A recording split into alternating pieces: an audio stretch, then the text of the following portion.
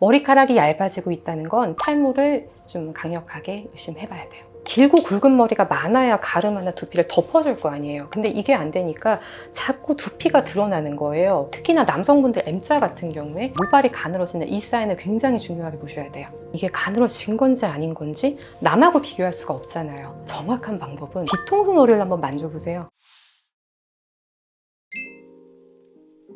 혹시 머리카락이 점점 얇아지는 걸 느끼고 계신가요? 머리카락이 얇아지고 있다는 건 단순한 탈모보다 더 심각한 문제일 수 있습니다. 제가 진료실에서 환자분들을 만날 때 제일 많이 듣는 얘기가 머리가 많이 빠져요, 비어 보여요, 벗겨졌어요 이런 거보다 사실은 제일 많은 건 머리가 가늘어졌어요, 얇아진 것 같아요. 이 말씀을 제일들 많이 하시거든요. 이게 머리가 가늘어진다, 이게 굉장히 좀 모호한 얘기이지만 탈모가 심각하게 진행되기 전에 아예 안 나거나 그러기 전에 선행되는 증상이기 때문에 이게 매우 좀 중요하고요. 남자분들 같은 경우에는 앞머리가 가늘어졌어요. 그러면 이제 정수리를 가지고 머리를 이렇게 내려서 스타일링을 어느 정도 좀 커버하면서 좀 지냈는데 어느 날 정수리까지도 가늘어지니까 이제 더 이상 스타일링이 안 돼, 이제 안 되겠다, 병원 가봐야지 이렇게 오시기도 하고, 여자분들은 머리가 길잖아요. 그래서 머리를 이제 예전에 이렇게 묶었는데 묶으면 이 정도가 나왔어요. 근데 이제 가늘어지니까 이상하다 점점 줄어서 고무줄을 이제 몇 바퀴 돌리지 못하게 되었어요. 옛날엔 고무줄이 터졌는데 이런 말씀을 하시면서 오는 분들 되게 많거든요. 그래서 탈모에서 더 흔하게 좀 느끼실 수 있는 증상이 바로 모발이 이제 가늘어진다, 얇아진다 이런 증상들이에요. 모발이 가늘어지는 증상은 굉장히 탈모에서 중요한 증상이에요. 우리가 탈모라고 하면 머리가 빠져서 비었어, 머리가 안 나 이런 정도 개념만 생각하시는데, 탈모가 꽤나 진행하셔서 고민을 심각하게 하시는 분들이 병원 오면 다 이런 거 물어보시거든요. 날 수 있나요? 발모가 될 수는 있는가요? 사실 치료를 할 때도 이분이 아예 모발 자체가 잘 안 나는 개수 자체가 더 이상 이제 좀 많이 떨어져 있어요. 이렇게 되면 치료했을 때 치료 한계가 분명히 생겨요. 머리가 안 나는 걸 나게 만드는 게 훨씬 힘들 거 아니에요? 근데 그래도 있는 걸 키우는 건 상대적으로는 조금 더 쉬울 수 있으니까, 그래서 이 정도 증상이 있을 때 와서 이제 어떤 치료를 해야겠다, 적극적으로 좀 임해봐야지 이러면은 조금 더 쉬워지는 것들을 2단계를 이제 잘 못 느끼고 혹은 좀 무시를 하고 넘어가서 나중에 모발이 정말 안 나는 상태까지 진행돼서 왔을 때는 조금 더 어려워질 수 있으니까 이게 탈모에서는 굉장히 중요한 증상이에요. 근데 여기서 핵심은 새로이 올라오는 두피에 있는 모발들이 못 자라고 가늘어진다 이거든요. 그러면 이게 어떤 식으로 표현이 될 수 있냐면, 외관상으로 봤을 때 참고 삼아서 말씀드리면 이런 거 있죠. 길고 굵은 머리가 많아야 가르마나 두피를 덮어줄 거 아니에요. 근데 이게 안 되니까 자꾸 두피가 드러나는 거예요. 꼭 벗겨지거나 머리가 아예 없다까지 아니어도 가는 머리가 많아지면 머리가 있긴 있는데 두피가 휑하게 보이는 이런 증상들이 충분히 생길 수 있고, 특히나 남성분들 M자 같은 경우에 M자도 처음부터 라인이 쭉 이렇게 나몰래 올라가지 않아요. 처음에 잔머리가 좀 있고 잔머리가 점점점 가늘어지면서 라인이 좀 흐려지면서 그러면서 조금씩 올라가는 거기 때문에 남성 M자 탈모에서는 모발이 가늘어지는 이 사인을 굉장히 중요하게 보셔야 돼요. 왜 얇아지는지는 크게 한 3가지 정도가 있는데, 첫 번째는 그냥 쉽게 생각해서 스타일링이요. 염색이나 파마나 머리에 많이 하시는 분들 고데기 하시고, 근데 이게 좀 되게 애매한 게 저 탈모는 아니고 이 스타일링 때문에 가늘어진 거 아닐까요? 이거를 검증을 받고 싶어가지고 오시는 분들이 있어요. 탈모라고 하면 너무 이게 싫고 충격적이고 치료해도 안 될 것 같고 이게 너무 싫으니까 이제 스타일링 때문인 것 같아요, 선생님 혹시 그렇지 않나요? 이런 답변을 약간 답정너식으로 이제 오시는 분들이 있거든요. 어떤 시술이나 이런 것 때문에 모발이 가늘어질 수 있는데, 이거는 실제로 현미경으로 이렇게 찍어보면 실제 모발의 어떤 직경이나 이런 게 줄었어. 이것보다는 엄밀히 말하면 실제 탈모는 아니고 일시적인 증상이니 이거는 사실 개선 가능한 문제이지만, 문제는 탈모 진단의 시기라든가 이런 걸 계속 딜레이하고 괜찮을 거야 이게 제일 좀 큰 문제인 거고, 두 번째는 여성분들한테 진짜 많은데요. 다이어트, 이제 식습관. 머리카락이 결국 내가 먹은 음식에서 단백질이라든가 이런 걸 가지고 비타민이나 미네랄 이런 거 가지고 머리를 빚어내는 거거든요. 근데 영양이 부족하거나 단기간에 다이어트를 했거나 다이어트까지는 아니어도 식습관이 좀 불규칙해, 나빠, 이렇게 되면 모발로 영양이 갈 수가 없으니까 모발이 좀 가늘어지는 이런 느낌을 좀 받게 되고, 세 번째가 찐입니다. 탈모. 진짜 탈모라서 모발이 가늘어지는 거. 이거는 탈모를 유발하는 호르몬이 있어요. 예, 이 호르몬이 모발의 성장을 방해하는 거예요. 원래 머리카락은 수명이 한 5, 6년 정도 돼요. 생각보다 내가 갖고 있는 머리가 여기 계속 길거나 뭐 붙어 있거나 그런 게 아니라 5, 6년 정도 충분히 잘 성장하면 빠진 다음에 새로 나서 또 그 머리가 5, 6년 자라고 이렇게 돼야 되는데, 이 탈모 호르몬은 모발의 성장을 방해해요. 그래서 머리가 나기는 났는데 예전만큼 길고 굵게 자라지 못하니까 얘의 최종적인 길이 굵기가 이 정도인 상태에서 빠져버리는 거죠. 근데 그게 그 다음에 또 났다 하더라도 얘는 그 전보다 더 얼마 못 자라고 빠지고, 이거를 반복하다 보면 원래 갖고 있는 기존 머리들은 자꾸 빠져나가는데, 빠지고 나서 새롭게 나는 모발은 예전만큼 못 자라. 이렇게 되면 몇 년 지났을 때 머리가 가늘어졌네, 머리가 잘 안 기네, 길고 굵은 머리가 없네, 이런 느낌을 가지게 되죠. 이 세 번째가 진짜 찐 탈모로 인해서 모발이 가늘어지는 거. 이거를 조금 더 전문적인 용어로는 연모화, 연약한 머리, 모발이 가늘어진다, 이 뜻이에요. 이게 가늘어진 건지 아닌 건지 남하고 비교할 수가 없잖아요. 다른 사람 머리숱이랑 나는 다르니까요.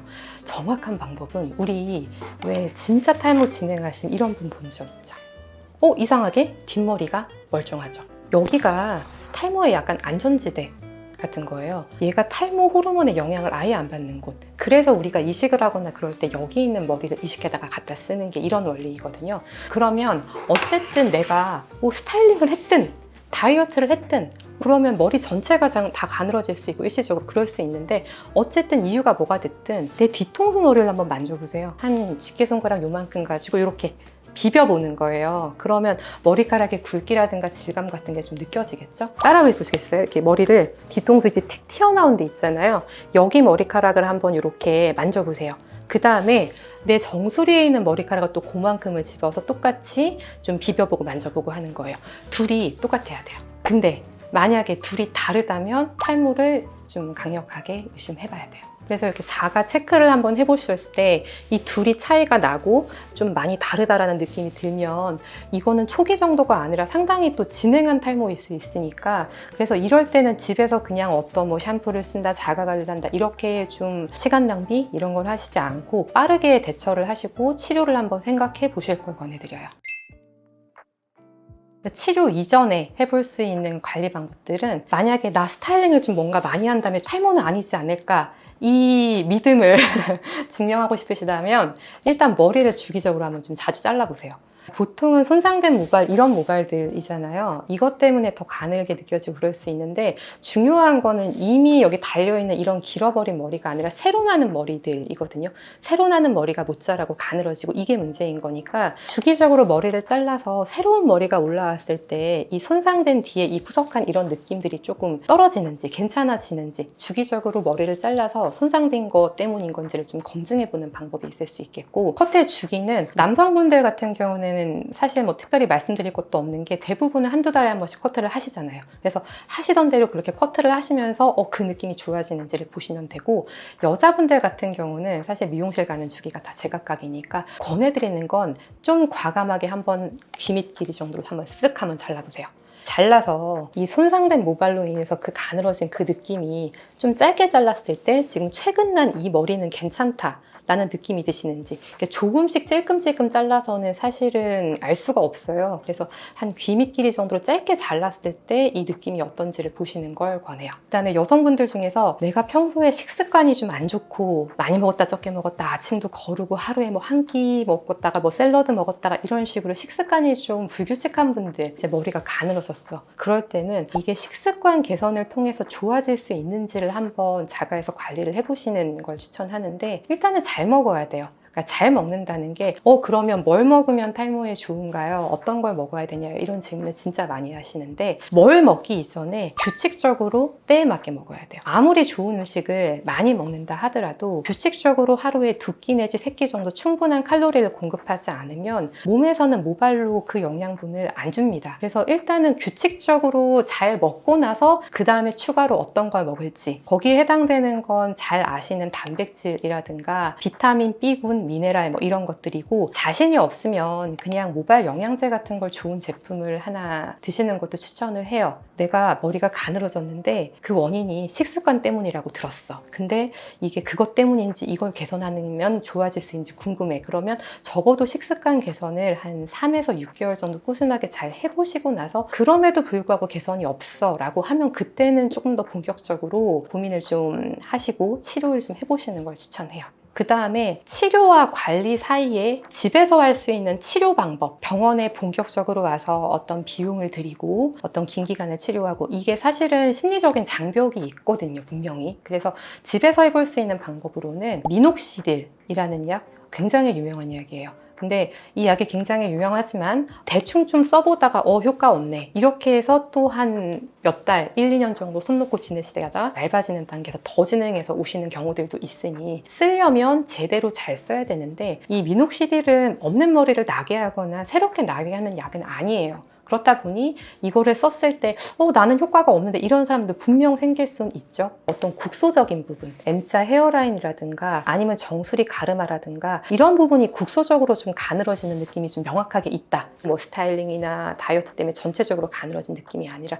국소적인 그런 느낌이 있다 라면 미녹시딜이 도움이 될 수 있는데, 약국가면 그냥 살 수 있어요. 처방전도 필요가 없어요. 그래서 너무 부담 없이 일단은 시도를 한번 해보시는데, 그래서 이거를 어떻게 써야 되는지 잘 모르는 경우들이 많거든요. 어디 뭐 검색해 봐야 되냐, 제가 알려드리겠습니다. 바르실 때 저녁에 한 번 정도 쓰셔도 돼요. 원래 용법은 하루에 2번 쓰라고 하는데 이게 끈적거리고 떡지고 하니까 아침에는 사실 좀 쓸 수가 없고, 저녁에 한 번 정도 쓰시는데 용량을 한 1에서 한 1.5cc 정도. 그 스포이드처럼 생긴 거에 눈금이 있거든요. 그래서 눈금을 보시고 그 정도 양을 너무 넓게 바를 필요도 없어요. 이게 사진으로 보자면 가르마에 있는 요 정도만 바르시고, M자 전체적으로 다 바를 것도 없고, 여기 머리가 좀 가늘어져 있는 부위, 여기를 이제 매일매일, 요거는 격일로 쓰거나 뭐 일주일에 2-3번 쓰면 효과가 좀 많이 떨어지고, 무조건 매일 적어도 한 3에서 6개월 정도 꾸준히 써보고 관찰을 해보는 거예요. 처음에 있었던 그런 잔머리들이 조금 더 길어지고 굵어지고 성장하는 게 보이는가, 그렇다면 효과가 좀 있는 거니까 꾸준히 써보시는 거죠. 그리고 보통 사람들이 탈모약의 부작용 이런 게 좀 두려워서 이거 써도 돼요? 쓰면은 부작용 생기는 거 아니에요? 이런 말씀들을 하시고, 혹은 이제 나중에 못 끊는다고 하던데요, 평생 써야 된다고 하던데요, 이런 것 때문에 조금 쓰기를 꺼려 하시는 경우가 있는데요. 일단 얘는 먹는 약이 아니고 바르는 약이기 때문에 이걸로 인한 부작용은 많지 않아요. 좀 민감하신 분들은 이마나 이런 데 있는 좀 털이 굵어진다, 뭐 이런 것들 좀 있을 수 있지만은 양을 좀 줄여서 바르면 그거는 사실 해결되는 문제이니 부작용은 그렇게 걱정할 게 아니고, 시작도 못하는 것보다는 일단은 시작을 하고 나중에 끊을 때 끊더라도 그게 훨씬 득이 큽니다. 우리가 왜 바지가 엄청 구겨졌는데 그냥 입고 나갈래요? 아니면 대충이라도 다려서 입고 나갈래요? 그 차이이거든요. 근데 그렇게 꾸준히 쓰다가 일정 수준 이상은 좋아지는데 이 이상은 안 좋아진다, 그럴 때는 한번 병원을 찾아보시고, 탈모 타입에 따라서 효과를 못 보는 사람들도 물론 있어요. 한 3에서 6개월 써봤는데 나는 변화가 없더라, 그러면 그때는 포기하거나 치료가 없어 이렇게 생각하실 일이 아니에요. 다른 치료들, 좀 더 적절하고 나한테 맞는 치료가 있는지를 한번 찾아서 병원을 한번 가보시는 걸 추천드려요. 오늘 말씀드린 방법들을 꾸준히 실천하신다면 머리카락이 굵어지는 변화를 직접 경험하실 수 있을 겁니다. 물론 머리카락 건강을 회복하는 것은 시간이 제법 걸리는 일이지만 꾸준히 관리하다 보면 결과는 분명하게 나타납니다. 변화는 머리카락에서 시작되지만 그 변화는 아마 여러분 삶 전반에 영향을 미치게 될 것입니다. 여러분의 건강한 두피 관리를 제가 응원합니다. 오늘 영상이 도움이 되셨다면 구독과 좋아요 눌러주시고 다음번에 더 좋은 내용으로 다시 찾아뵙겠습니다. 감사합니다.